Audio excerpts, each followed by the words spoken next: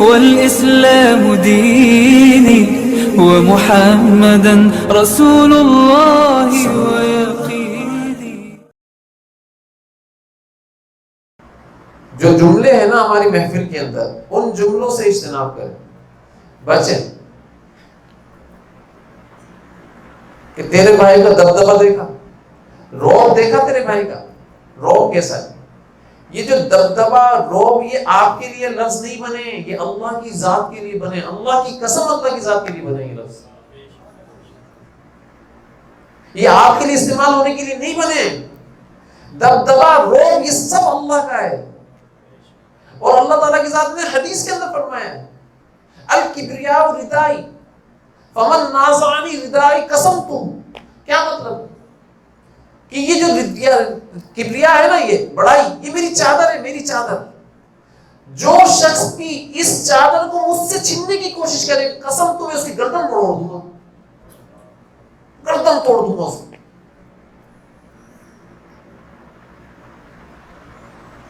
اس کو سمجھنے کی ضرورت ہے. تو ہمارے حضرت فرمایا کرتے تھے اللہ تعالیٰ کی ذات کی عظمت، اس کی بڑائی کو دل کے اندر لے کر آؤ. بالکل اسی طریقے سے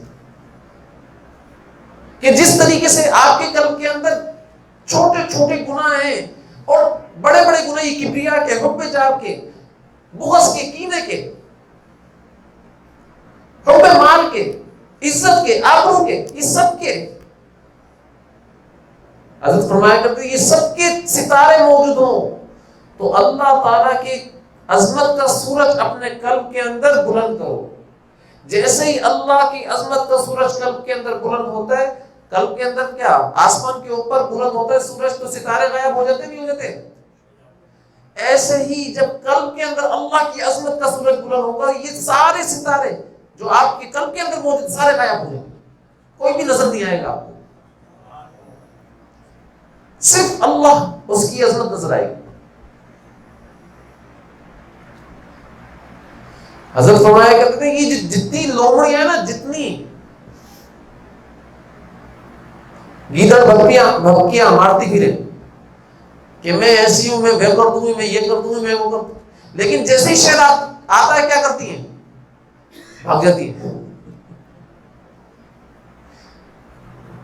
فرمایا کرتے تھے ایسے ہی اپنے قلب کے اندر اللہ کی عظمت کا شعر لے کر آؤ، تاکہ یہ ساری جو لومڑیاں ہیں نا تمہاری، متکبر، تکبر کی، حب جا کی، حب مال کی اور کینے کی، بغض کی، یہ ساری بھاگ جائیں، ساری بھاگ جائیں.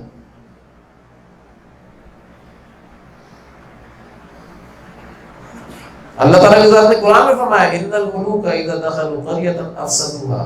کیا مطلب ہے اس کا؟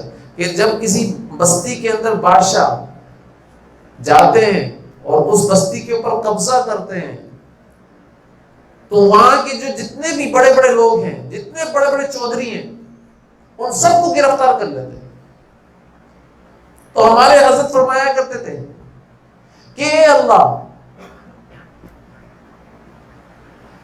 سب بادشاہوں کے اندر تو بادشاہ آپ ہی ہیں نا، میری قلب کی بستی کے اندر آ جائیں اور اس قلب کی بستی کے اوپر آپ قبضہ کر لیں، اور یہاں پر جتنے بڑے بڑے چودھری نا، عجب کے، تکبر کے، کبر کے، بڑائی کے جتنے بڑے بڑے چودھری ہیں، ان سب کو آپ گرفتار کر لیں،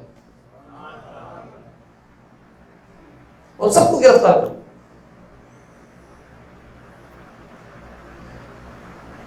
یہ اللہ تعالیٰ کی ذات سے بولا کرو تاکہ یہ جو قلب کے اندر ہمارے چودراہٹ ہے نا، تکبر کی چودراہٹ چل رہی ہے. ایک علاقہ ہم نے تکبر والے کے قبضے میں دیا ہوا ہے اور اس کو وہ بنایا ہوا ہے گورنر. اس کو کیا بنایا ہوا ہے؟ گورنر بنایا ہوا ہے. اور ایک علاقہ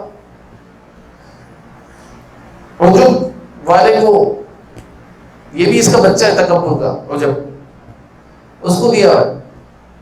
تکبر ماں ہے، یہ عجب اس کا بچہ ہے، اس کی اولاد کو دیا ہوا ہے.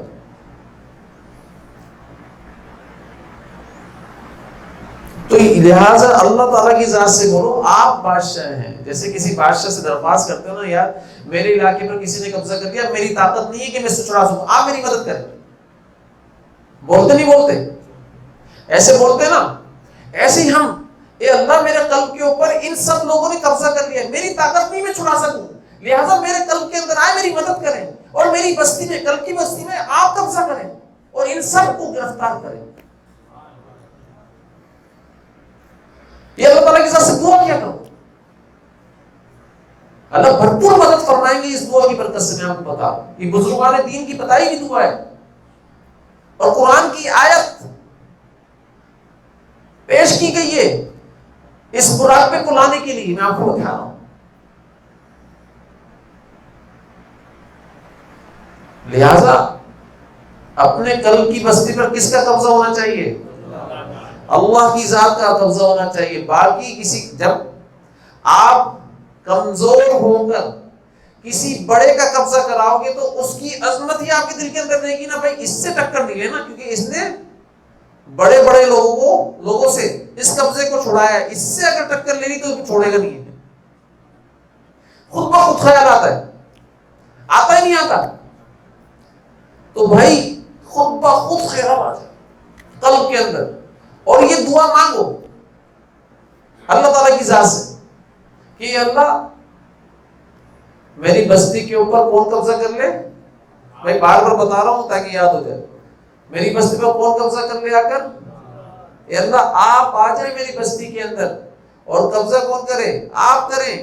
صحیح ہے نا. اور یہاں کے جو بڑے بڑے چودھری ہیں، کبر کا چودھری، عجب کا چودھری، حسد کینہ بغض کا چودھری، ٹھیک ہے نا، حب جاہ کا چودھری، حب مال کا چودھری، عبادت کا چودھری، جو عبادت کے اندر بولتا ہے کہ بھئی تم نے بڑی عبادت کر لی، بہت زیادہ برگزیدہ ہو گیا، اب تو جنت تیرے اوپر واجب ہو گئی، اس کا چودھری. اور علم کے پاس، تیرے پاس جتنا علم نا کسی کے پاس ہے ہی نہیں، کوئی سامنے والا بیٹھ ہی نہیں سکتا تیرے سامنے، ٹھیک، اس کا چودھری. اور نسب تیرا عالی ہے، اس کا چودھری. حضرت فرمایا کرتے تھے ان سب چودھریوں کو اللہ تعالیٰ کی ذات سے گرفتار کروا دو، کامیاب ہو جاؤ، کامیاب.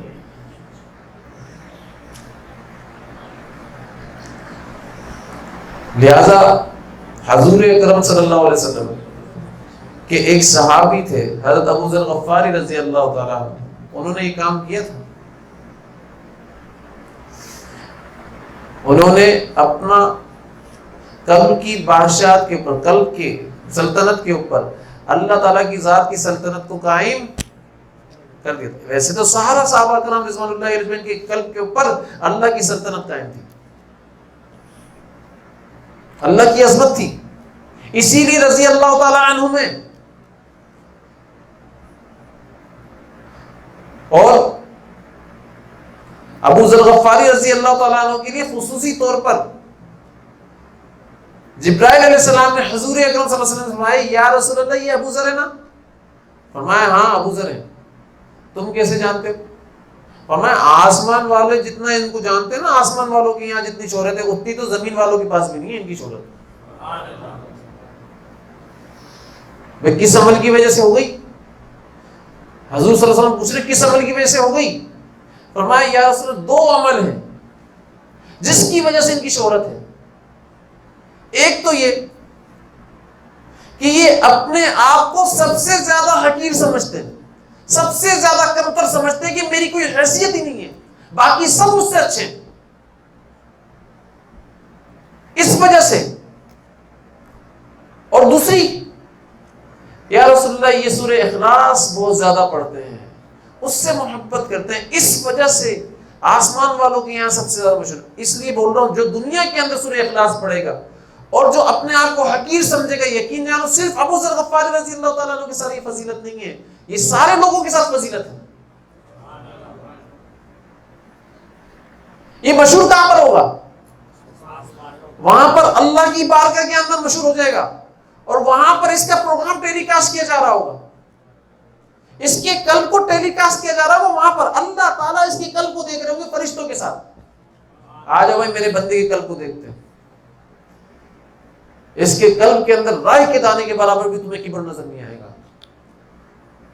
یہ سب سے زیادہ حقیر سمجھے گا اپنے آپ کو.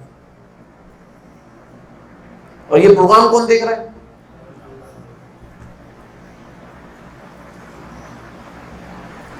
بھائی حضرت فرمایا کرتے تھے کبر کا علاج اس طریقے سے کروایا کرو جیسے تمہارے گھر کے اندر 25-30 کروڑ روپے رکھے ہوئے. کیا رکھے ہوئے؟ 25-30 کروڑ روپے کے رکھے ہوئے، اور کوئی آیا اور تمہارے گھر کے اندر بم لگا کر چلا گیا.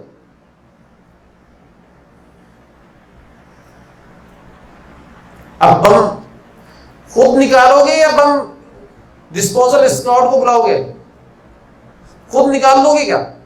ارے نکالنا آتا نہیں ہے تو کیسے نکالو گے؟ اور کام خراب کر لو گے، بلکہ خود بھی اڑ جاؤ گے اور سارے گھر کو بھی اڑوا دو گے اور مال بھی جائے گا. اس لیے قلب کے اندر جو تکبر ہے نا، کبر ہے، وہ خود جو کبر کا بم رکھا ہوا ہے اس کو خود ہٹانے کی کوشش نہیں کرنا. اس کے ماہروں کے پاس جاؤ، اس کے ماہروں کو بولو بھائی اپنا بم ڈسپوزل اسکواڈ بھیجو اس کے اندر تاکہ اس بم کو نکالا جا سکے. اور جو میرے قلب کے اندر مال ہے نا، اللہ کی عظمت کا، اللہ کی محبت کا، اللہ کی بڑائی کا، اللہ کی کبریائی کا، اللہ کی قرب کا، حضور صلی اللہ علیہ وسلم کے عشق کا، حضور صلی اللہ علیہ وسلم کی سنتوں کا، حضور صلی اللہ علیہ وسلم کی محبت کا، یہ جو میرے قلب کے اندر مال ہے نا، یہ برقرار رہ جائے، اس کو کوئی نہ اڑا دے. یہ کبر کا بم لگا ہوا ہے، اور کبر کا بم کون نکالے گا؟ جو اس کے ماہر ہوتے ہیں. لہذا خود نکالنے کی کوشش، جب دنیاوی بم تم خود نکالنے کی کوشش نہیں کرتے، حضرت فرمایا کرتے جب دنیاوی بم تم خود نکالنے کی کوشش نہیں کرتے تو یالا بم جو سب سے زیادہ خطرناک، جو ایٹمی بم ہے، اس کو کیسے نکالنے کی کوشش کر رہے ہو؟ بھائی خود اللہ والوں کے پاس جاؤ، ان سے بولو میرا بم نکال دے، ورنہ میرا قلب اڑ جائے گا.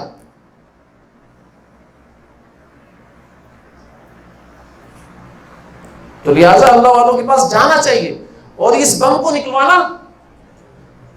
تکبر کے دو جز ہیں، اس کو سمجھنا. بطر الحق، غمت الناس، کہ جب کسی بندے کے سامنے آپ کوئی حق بات بیان کر رہے ہو وہ قبول کبھی نہیں کرے گا. اور غمت الناس کا مطلب یہ ہے لوگوں کی تحقیر، مطلب کافر کی بھی تحقیر حرام ہے، کافر کو بھی حقیر مت سمجھنا. حضرت حکیم الامت رحمۃ اللہ علیہ فرمایا کرتے تھے کفر سے نفرت کرنا واجب ہے، کافر کی تحقیر حرام ہے. دونوں میں فرق ہے. کفر سے نفرت کرنا واجب ہے، کفر سے نفرت کرنا واجب ہے، کافر کی تحقیر حرام. کفر سے دوستی نہیں کر سکتے، لیکن دوستی نہ کرنا اور نفرت نہ کرنا یہ الگ چیزیں ہیں، اور تحقیر کرنا الگ چیزیں. حضرت فرمایا کرتے تھے حکیم الامت رحمۃ اللہ علیہ کہ بھائی میں تمام مسلمانوں سے فی الحال سب سے کمتر ہوں، سب سے کمتر ہوں. فی الحال اور فی المال دو جملوں کو یاد رکھنا. وہ دعویٰ نہیں کر رہے ہوتے تھے، وہ حقیقت میں بول رہے ہوتے تھے. اس کو دعویٰ مت سمجھنا. میں اپنے آپ کو تمام مسلمانوں سے کمتر سمجھتا ہوں فی الحال، کہ پتہ نہیں اللہ کی بارگاہ کے اندر اگر کوئی مسلمان فاسق بھی ہے، گنہگار بھی ہے، کوئی ایسا عمل ایسا مقبول نہ ہو جو میرے سارے اعمال کے اوپر حاوی ہو. میرے ذہن کے اندر یہ سوچ رہتی ہے ہر وقت کہ پتہ نہیں اس کا کون سا عمل اللہ کی بارگاہ میں میرے سارے اعمال سے مقبول ہوگا. اور یہ سوچ آتی میرے اپنے اعمال میرے سامنے کچھ بھی نہیں ہوتے، اللہ کا فضل یاد آتا ہے. اللہ تیرا فضل چاہیے.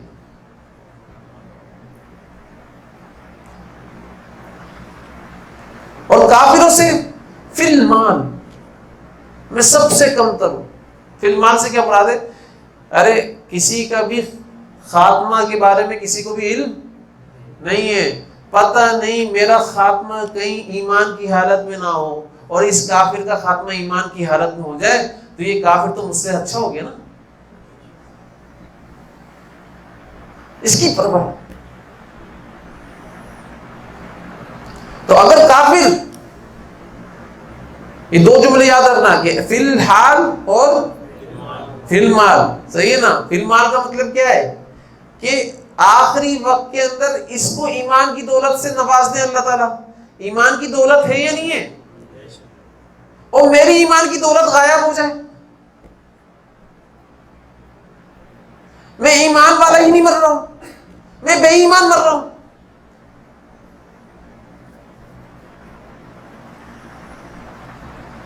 حضرت امام احمد بن حنبل رحمۃ اللہ علیہ کا جب انتقال ہونے لگا تو کیا فرما رہے تھے؟ ابھی نہیں ابھی نہیں.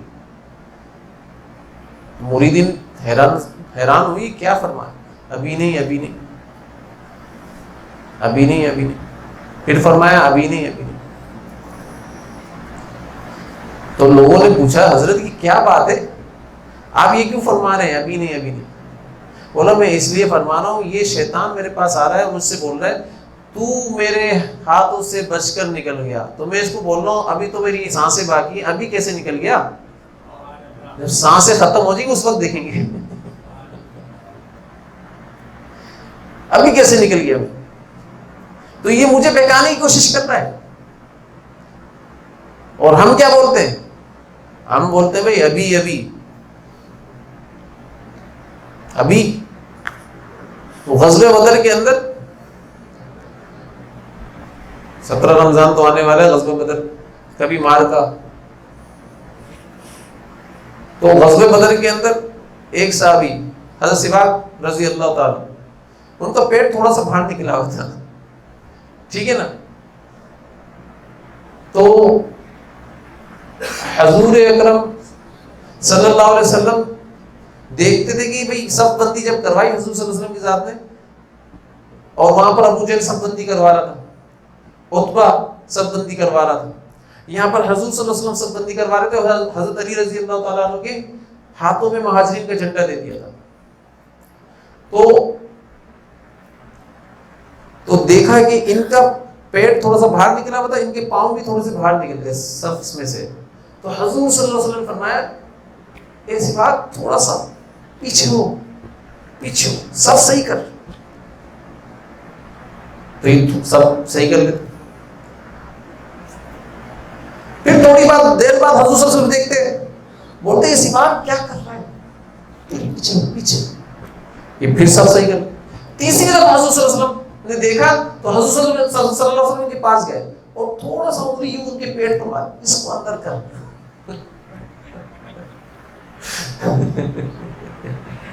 اس کو اندر کر. اب یہ سارے صحابہ کرام کے درمیان فرمایا یا رسول اللہ آپ نے میرے پیٹ کے اندر انگلی ماری ہے اور مجھے تکلیف ہوئی ہے، لہذا میں نے آپ کے بارے میں سنا ہے کہ سب انصافوں میں سب سے زیادہ انصاف کرنے والے ہیں، میں اس کا بدلہ لینا چاہتا ہوں. اور وہاں پر ابو جہل یہ سارے لوگ سن رہے ہیں اور خوش ہو رہے ہیں اس بات کے اوپر، بھائی ابھی جنگ ہوئی بھی نہیں ہے اور ان کی صفوں کے اندر انتشار پھیل گیا. ابھی تو جنگ ہوئی بھی نہیں اور ان کی صفوں کے اندر کیا ہو گیا؟ انتشار پھیل گیا. یہ تو آپسی اختلاف کی وجہ سے ٹوٹ پھوٹ کا شکار ہو گئے، وہاں پر ہنس رہے سارے. تو حضور صلی اللہ علیہ وسلم نے فرمایا تم مجھ سے بدلہ لینا چاہتے ہو؟ لے لو. فرمایا یا رسول اللہ میرے جو آپ نے ہاتھ انگلی ماری ہے نا ننگے بدن پر ماری ہے، لہٰذا میں بھی ننگے بدن کے اوپر آپ سے بدلہ لینا چاہتا ہوں. یہ تو کپڑے ہیں نا آپ کے، یہ ہٹائیں. حضور صلی اللہ علیہ وسلم فرمایا اچھا. اب حضور صلی اللہ علیہ وسلم سارے یہ آئے اور آ کر حضور صلی اللہ علیہ وسلم کے پیٹ کے لپٹ گئے اور خوب دیر تک بوسہ لیتے رہے پیٹ کا. تو حضور صلی اللہ علیہ وسلم نے شرم سے ہٹائے، کیا کر رہا ہے کیا کر رہا ہے؟ فرمایا یا رسول اللہ میں نے آپ کے پیٹ کا بوسہ اس لیے لیا کہ مجھے یقین ہے کہ میں اس جنگ کے اندر شہید ہو جاؤں گا، اور شہید ہونے سے پہلے آخری عمل آپ سے لپٹ کر آپ کے پیٹ کا بوسہ لینا چاہتا تھا. جی پتا ہے کہ میں شہید ہو جاؤں. تو آپ میں سوچیں ایسا عشق حضور صلی اللہ علیہ وسلم کی ذات سے ہوا کرتا تھا صحابہ کرام. تو ہم لوگ نہیں کر سکتے ایسا عشق؟ چھوٹا سا بھی کر لیں، تھوڑا سا ہی کر لیں یار، تھوڑا سا کر. حضرت خیثمہ بن حارث رضی اللہ تعالی عنہ، سعد بن حارث رضی اللہ تعالیٰ عنہ کے والد، دونوں کے اندر جنگ ہوگی، لڑائی ہوگی، جنگ سے مراد فرمایا میں بدر میں جاؤں گا. حضور صلی اللہ علیہ وسلم فرمایا تم دونوں میں سے ایک جائے گا. اب دونوں میں لڑائی، میں جاؤں گا. انہوں نے بولا نہیں میں جاؤں گا. تو حضور صلی اللہ علیہ وسلم فرمایا لڑو نہیں، کیا ہو گیا، رک کر ڈالو، کس کا نام آتا ہے وہ چلا جائے.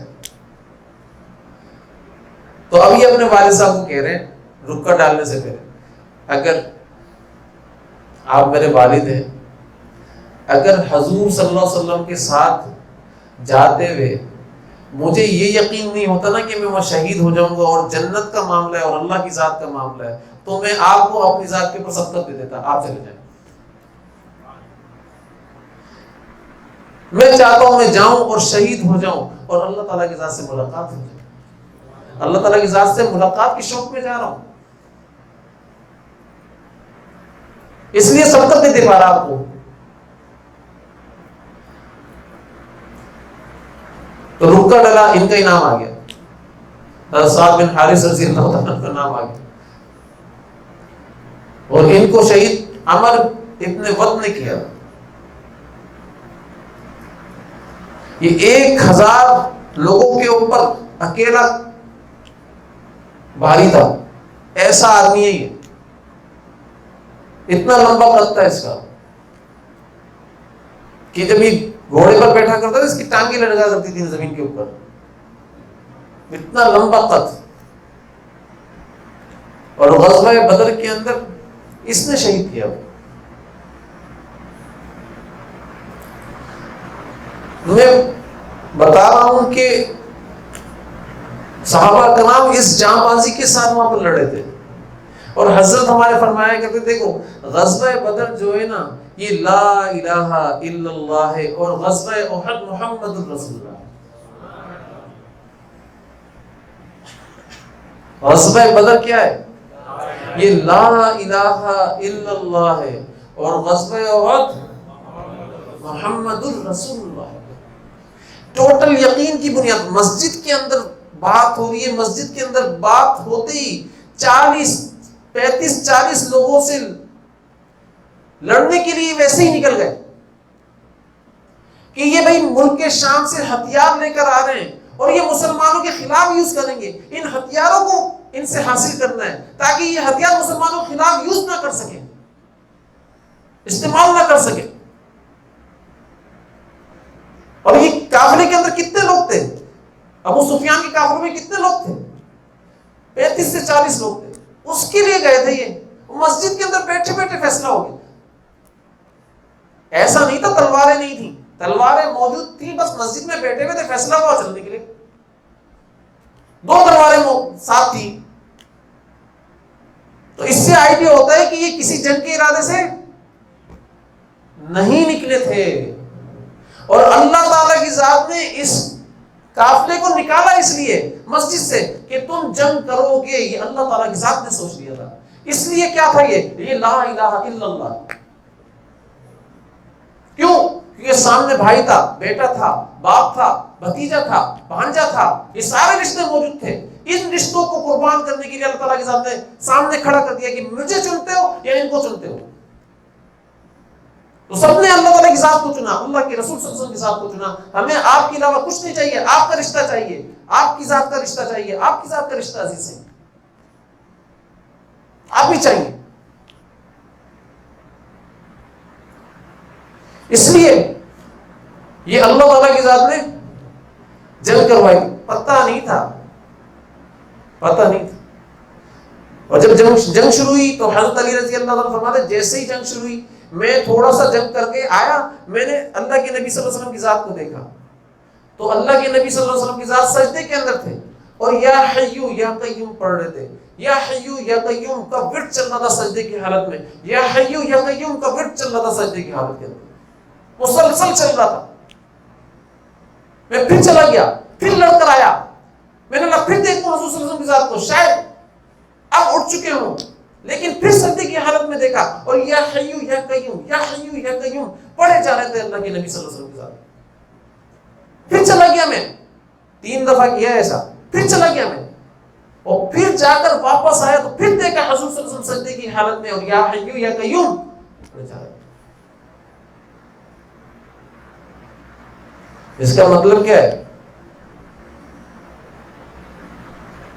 حی بھی آپ ہے, قیوم بھی آپ ہے, اور باقی کوئی. ارے ٹوٹل یقین کی بنیاد پر جنگ تھی. یقین یقین یقین, لا الہ الا اللہ, لا الہ الا اللہ, اس کی بنیاد پر جنگ ہو رہی تھی. لہذا حضرت جو فرمایا کرتے تھے کہ بھئی لا الہ الا اللہ غزوہ بدر ہے, محمد رسول اللہ غزوہ. اس کو سمجھنے کی ضرورت. ان باتوں کے اندر اگر غور کریں گے تو آپ کے اوپر لا الہ الا اللہ محمد رسول اللہ کھلنا شروع ہو جائے گا. صحیح بتا رہا ہوں میں آپ کو. یہ غزوہ بدر کو غزوہ بدر کی نیت سے دیکھیں بھئی اس نے یہ کر دیا تھا, اس نے یہ کر دیا تھا, اس نے یہ کر دیا تھا, اس نے یہ کر دیا تھا, اس لیے نہیں, بلکہ ان واقعات کے اندر گھس کر آپ کو لا الہ الا اللہ ملے گا. صحابہ کا ہر عمل لا الہ الا اللہ ہے. آپ کو حقیقت بتا یقین, صحابہ کا ہر عمل لا الہ الا اللہ ہے, اور محمد رسول اللہ ان سے ظاہر ہوتا تھا, ظاہر ہوتا تھا.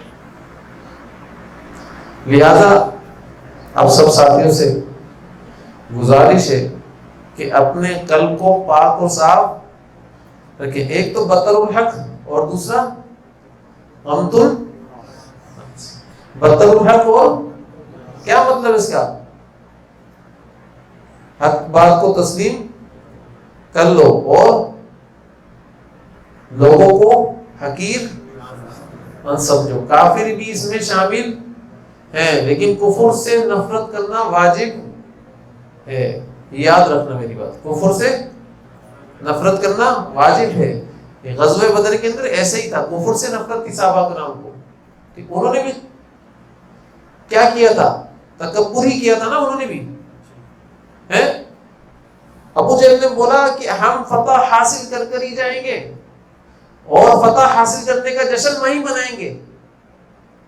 فتح حاصل کرنے کا جشن وہاں منائیں گے. لونڈیاں بھی ناچ رہی ہوں گی, شراب کی بوتلیں بھی ہوں گی, اور ساری چیزیں جتنی حرام چیزیں ساری ہم لوگ کر رہے ہوں گے. یہ فتح کا جشن منائیں گے.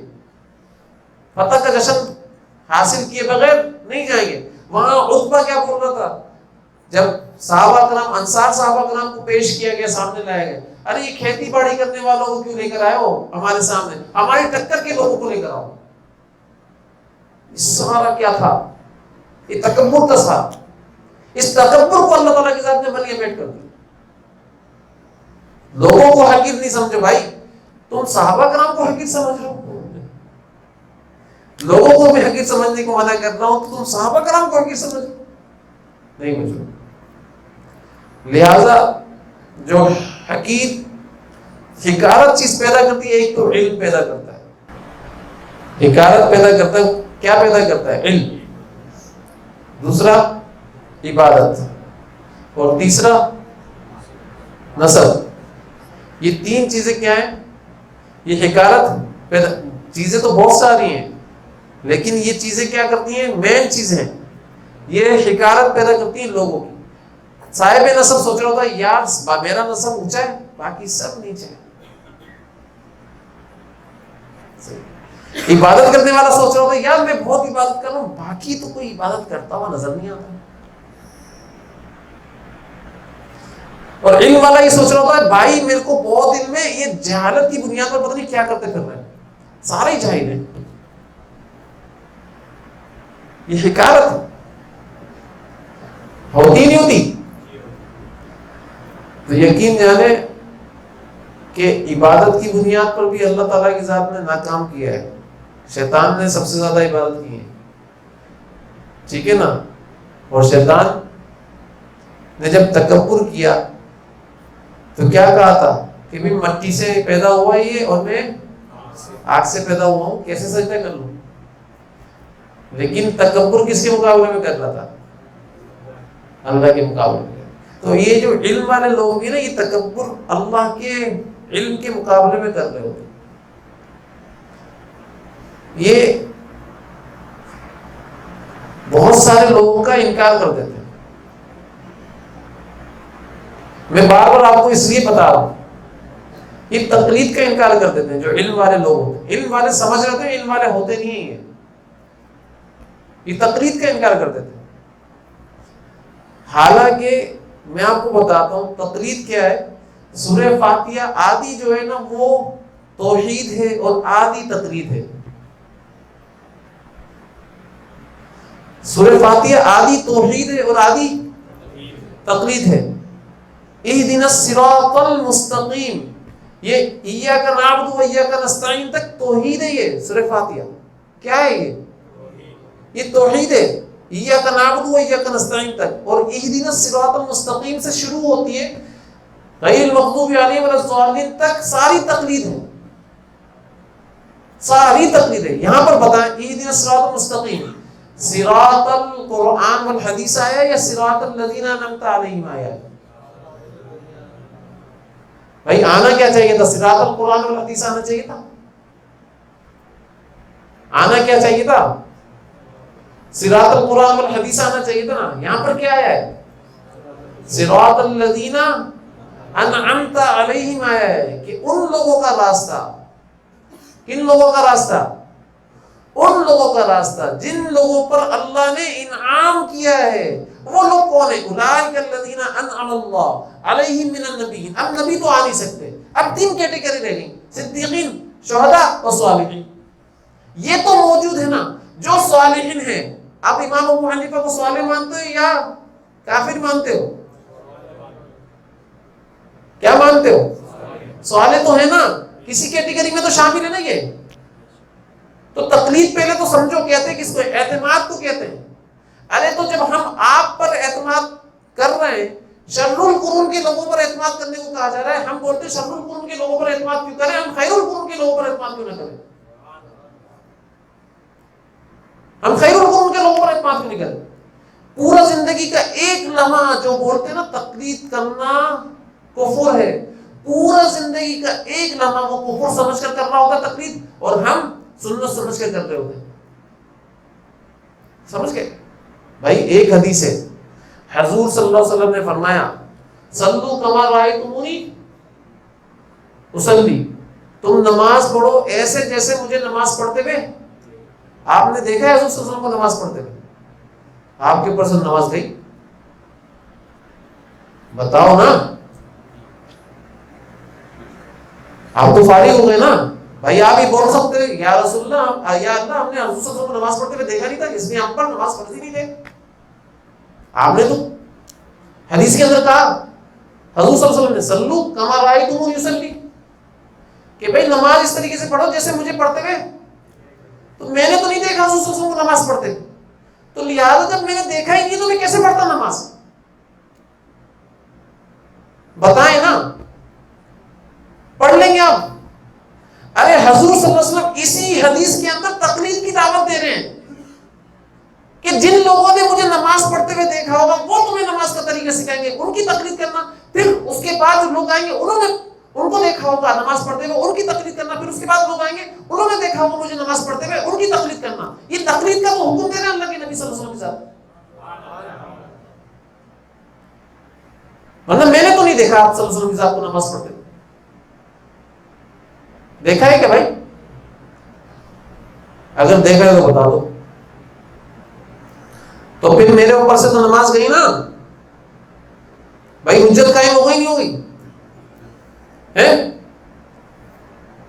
انما الاعمال بالنیات، کیا مطلب ہے؟ عمل نیتوں کے ساتھ ہے۔ اس کا ترجمہ یہ، عمل نیتوں کے ساتھ ہے۔ عمل کیا ہے؟ نیت کرو، یہیں بیٹھا ہوں، رکوع کو بھی کر لیا، سجدہ بھی کر لیا، تراویح بھی 20 پڑھ دی، ہو گیا نا بھائی؟ حدیث کا مطلب کیا ہے؟ انما الاعمال بالنیت کا مطلب کیا ہے؟ یہی ہے نا، عمل نیتوں کے ساتھ ہے. جب عمل نیتوں کے ساتھ ہے تو بھائی میں نے نیت کی 20 طرح کی ہو گئی. رکوع بھی کرا، سجدہ بھی کرا، میں نے نیت کی 1000 دفعہ اللہ پڑھ دیا، میں نے نیت کی ابھی خانہ کعبہ کے اندر طواف کر رہا ہوں، حج کر دیا میں نے. ساری چیزیں کیا کر رہا ہوں میں؟ حج کر دیا میں نے. بھائی ہو جائے گا حج آپ کا؟ آپ کی نماز ادا ہو جائے گی؟ میں نے نیت کی بھائی جتنی بھی میرے پاس مال ہے نا سب کی زکات ادا کر دی میں نے، مال اپنے پاس ہی رکھا ہوا ہے.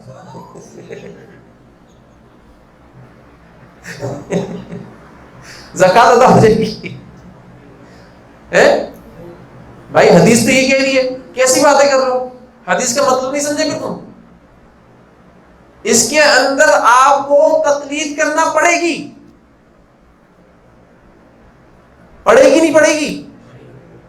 بھائی آپ نے کہا حدثنا حدثنا حدثنا حدثنا، وہ حدثنا امام بخاری کا نام کہیں حدیث میں ہے کیا؟ اللہ کے نبی صلی اللہ علیہ وسلم نے فرمایا امام بخاری صاحب آئیں گے، ان کی بات کی تصدیق کرنا ہوں میں، ان کی بات کو ماننا ہے. کہیں ہے حدیث میں؟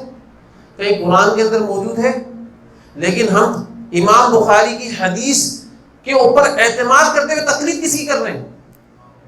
کرتے امام بخاری کی نہیں کرتے؟ یا بتاؤ نا یار، یا پھر قرآن میں موجود ہے یا حدیث میں موجود ہے امام بخاری کا نام؟ پھر کیوں کر رہے ہو بھائی تقلید؟ آپ نے تو تقلید کرنے کو منع کیا تھا، آپ امام بخاری کی کر رہے ہو، کیوں کر رہے ہو؟ اس کو کہتے ہیں تقلید فی روایت. کیا کہتے ہیں؟ تقلید فی روایت کے. اب پھر اس کے بعد تقلید فی تزکیہ بھی ہے. پھر آ گئے بھائی تقلید فی تزکیہ. اب وہ تقلید فی تزکیہ کیا ہے؟ یہ ضعیف ہے، یہ حسن ہے، یہ حدیث مشہور ہے، یہ مستند ہے. یہ کہاں سے لے کر آئے بھائی؟ اللہ کے نبی صلی اللہ علیہ وسلم کا فرمان دکھاؤ، یہ حدیث مستند ہے، یہ ضعیف ہے. قرآن کی آیت دکھاؤ، یہ حدیث مستند ہے، یہ ضعیف ہے. یہ کس علم کی بنیاد پر آپ ضعیف حدیث بول رہے ہو؟ کس نے یہ اصول راجع کیا ہے؟ ارے جس نے بھی یہ اصول نکالا ہے اس اصول والے کی تقلید کر رہے ہو نہیں کر رہے آپ لوگ؟ یا تو اللہ کے نبی نے صلی اللہ علیہ وسلم کی ذات نے ڈائریکٹ بول دیا بھائی یہ ضعیف حدیث ہے، تو اس پر عمل نہیں کر لینا. یہ کہتے ہیں تقلید فی تزکیہ. بھائی اس کو صحیح کرنے کے اندر آپ تقلید کرنا پڑے گی آپ کو. آپ براہ راست خود اتنے بڑے عالم نہیں ہو کہ کر سکو. خیر القرون کے لوگوں پر اعتماد کرنا پڑے گا اور اسماء الرجال کے اوپر اعتماد کرنا پڑے گا. اسماء الرجال میں کون آتا ہے؟ امام ابو حنیفہ. اسماء الرجال میں کون آتا ہے؟ بتاؤ تو صحیح یار، نکال کر دکھاؤ. اسماء الرجال میں سے امام ابو حنیفہ کو نکال کر دکھاؤ. اگر نکال دیا تو آپ کے پاس تو نہ بخاری بچے گی نہ کوئی اور بچے گا. کہاں بچے گا پھر؟ اس کو سمجھنے کی ضرورت. تقلید فی الدرایات، یہ جو انما الاعمال بالنیات ہے تقلید فی الدرایات کہتے ہیں اس کو. ایک ہے تقلید فی الروایت، ایک ہے تقلید فی الدرایات، ایک ہے تقلید فی التزکیہ. یہ 3 تقلید ہیں کسی میں تقلید کی. ٹھیک ہے نا؟ ان تینوں قسموں کو میں نے بیان کیا، لہٰذا اس کو سمجھنے کی ضرورت. اور لوگوں کو جو تقلید سے ہٹانے کی کوشش کرتے ہیں ان کو بھی سمجھنا پڑے گا کہ تو تقلید کرنے میں شروع سے لے کر آج تک موجود ہے. تقلید کے بغیر تیری زندگی کا ایک لمحہ نہیں گزر سکتا. یا ربی یا من هو مرشدی ایقنت ان الیک مرادی و موعدی فعشقت كل حروف كتابك مهتدي ومقتدي بنبيك الآن.